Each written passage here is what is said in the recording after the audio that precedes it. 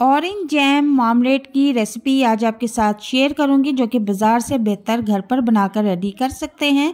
बिस्मिल्लाहिर्रहमानिर्रहीम। अस्सलाम वालेकुम। यहाँ पर मैंने 4 अदद माल्टे लिए हैं। तो जैसा कि आप जानते हैं कि आजकल माल्टों का सीज़न है, तो बहुत ही मज़े के रस भरे माल्टे आए हुए हैं। इनको मैंने छील लिया है। छीलने के बाद इनकी अच्छी तरह से सफाई कर लेंगे। इनके अंदर जो बीज हैं इनको भी निकाल लेंगे और बिल्कुल साफ़ सुथरी काशी करके हमने इनको जूसर में ऐड कर देना है। तो इनके बीज मैंने निकाल लिए हैं, इनकी सफाई कर ली है। तो ये सारे जो माल्टे हैं इनको मैं जूसर में ऐड कर दूंगी।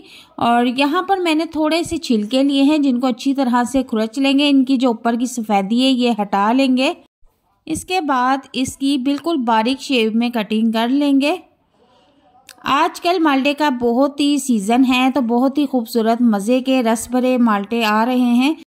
तो आप दूसरी तरफ भी देख सकते हैं कि जूसर में मैंने माल्टों का जूस बना लिया है। अब यहाँ पर मैंने एक पैन लिया है और सबसे पहले हम माल्टे का जूस नाप लेंगे।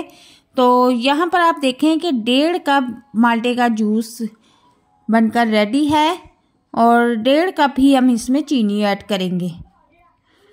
चूल्हे का फ्लेम हमने नॉर्मल रखना है और अब इसके बाद इसमें 1.5 कप ही मैं चीनी ऐड कर दूंगी।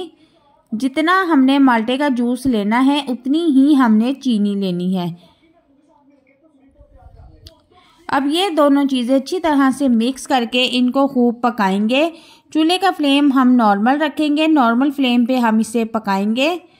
अब 5 से 6 मिनट पकाने के बाद मैं इसमें माल्टे के जो छिलके बिल्कुल बारीक कटिंग करके रखे हुए थे उनको भी इसमें ऐड कर दूंगी और इसके बाद इसको फुल फ्लेम पे पकाना शुरू कर दूंगी और साथ साथ चम्मच चलाते रहेंगे।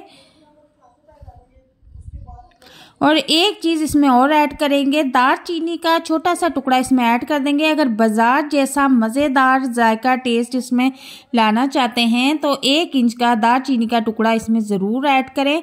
बिल्कुल बाजार से भी अच्छा इसमें फ्लेवर आएगा और दालचीनी का टुकड़ा कभी भी आपके जैम को ख़राब होने नहीं देगा। और 1 अदद आप इसमें लेमन भी ऐड कर सकते हैं। मैंने इसमें 1 अदद लेमन ऐड किया था, लेकिन मुझसे वो सीन स्किप हो चुका है।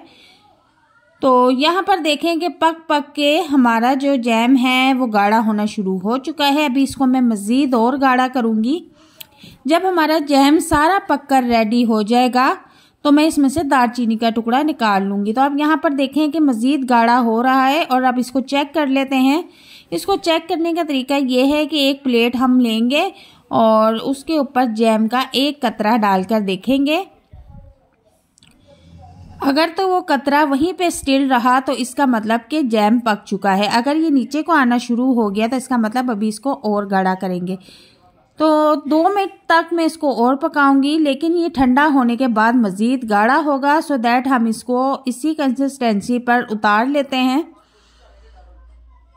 और इसको रूम टेम्परेचर पर ठंडा होने के लिए छोड़ देते हैं। चूल्हा मैंने ऑफ कर दिया है और अब यहाँ आप देख सकते हैं कि हमारा जो जैम है वो काफ़ी गाढ़ा हो चुका है।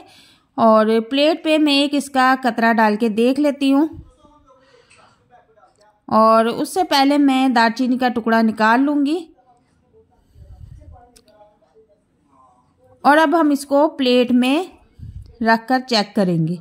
तो जैम का एक टुकड़ा मैंने इसके ऊपर रखा है। देखें आप कि ये अब बिल्कुल भी फैल नहीं रहा। इसका मतलब कि हमारा जैम जो है वो पक के रेडी है। इसके अंदर पानी बिल्कुल भी नहीं है और इसको अब हम ठंडा होने के लिए छोड़ देंगे। रूम टेम्परेचर पर तकरीबन इसको 1 घंटे के लिए ऐसे ही छोड़ देंगे ताकि ये अपनी असल शक्ल में आ जाए। और यहाँ पर मैंने एक बाउल लिया है। बाउल बिल्कुल खुश्क होना चाहिए, पानी का उसमें 1 कतरा भी नहीं होना चाहिए। और अब मैंने जैम को जो है बाउल में ट्रांसफ़र कर दिया है और इसको 1 घंटे के लिए मैं ठंडा होने के लिए रूम टेम्परेचर पर ही छोड़ दूंगी। तो मिलते हैं अब 1 घंटे के बाद।